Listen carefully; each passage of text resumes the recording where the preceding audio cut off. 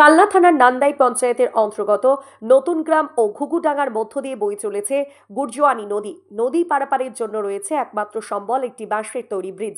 এই ব্রিজের ওপর ভরসা করেই প্রতিদিন স্কুল পড়ুয়ারা যাচ্ছে স্কুলে। মুমূর্ষ রোগী নিয়ে হাসপাতালে যেতে হলেও ভরসা এই বাঁশের ব্রিজ।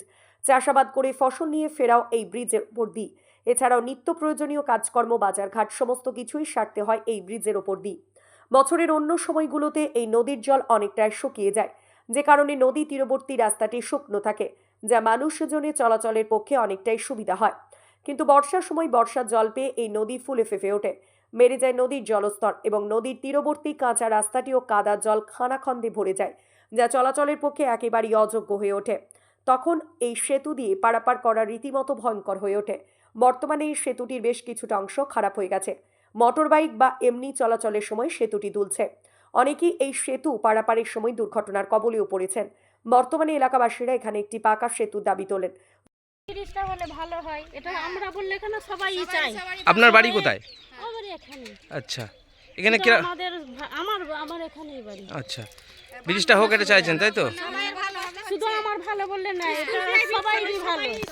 হ্যাঁ, স্কুলের ছাত্র ছাত্রীরা তাদের ভালো, বয়স্ক লোকেদের ভালো, আবার বুড়ো মানুষেরা খুবই কষ্ট করেই তারা যাওয়া আসা করছে, বলে সবাইরই ভালো হয়। শুধু কয়েকদিন আগে বলছে নাকি ভেঙে গেছিল।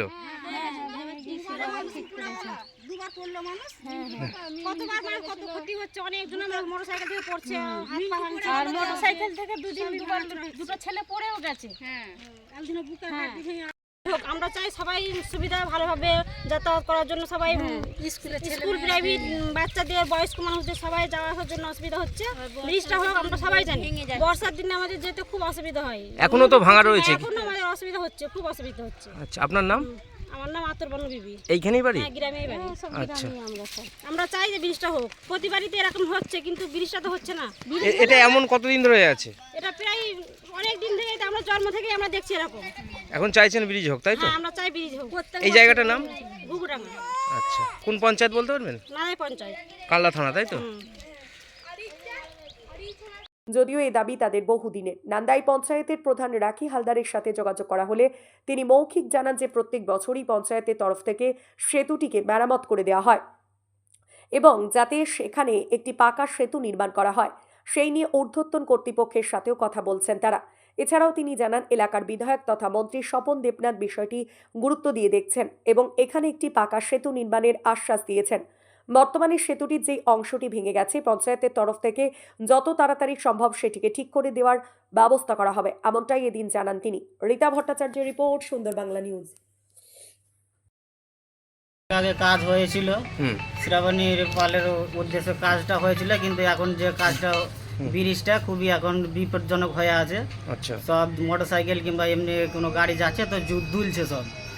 আর কিছুদিন আগেই একটা আমাদের গ্রামেরই একটা, ওর বাবা মেয়ে সব বিয়ে বাড়ি এসেছিলো, এখানে করে গাবতলা দিয়ে গিয়েছিল। আচ্ছা, বিয়ে বাড়িতে খেতে এসেছিল, ওইখান থেকে পড়ে গিয়েছিল, ওনার পাঁজর ভেঙে গেছে, মুখ হাত সব ফেটে গেছে। যার পাঁজর ভেঙে গেছিল নাম জানেন?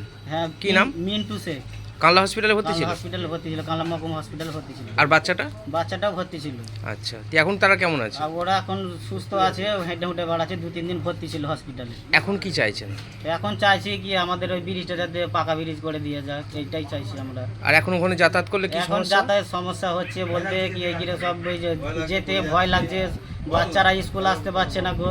আবার যখন যখন এই বৃষ্টি হয়, এই তোমার বর্ষা যখন হয়ে যায়, ভেঙে চলে যায়, তখন আবার ইয়েতে করে ব্রিজ তো আপনার কথা অনুযায়ী ভেঙে গেছে, এখন কি দুলছে নাকি? এখন দুলছে আর কি, মধ্যখানটা দুলছে। কেউ যদি আবার মোটর সাইকেল ছাড়া কোনো কিছু যায় না, এমনি খালি মানুষ হেঁটে যেয়ে পাড় করতে হয়। কি নাম আপনার? রবিউল শেখ।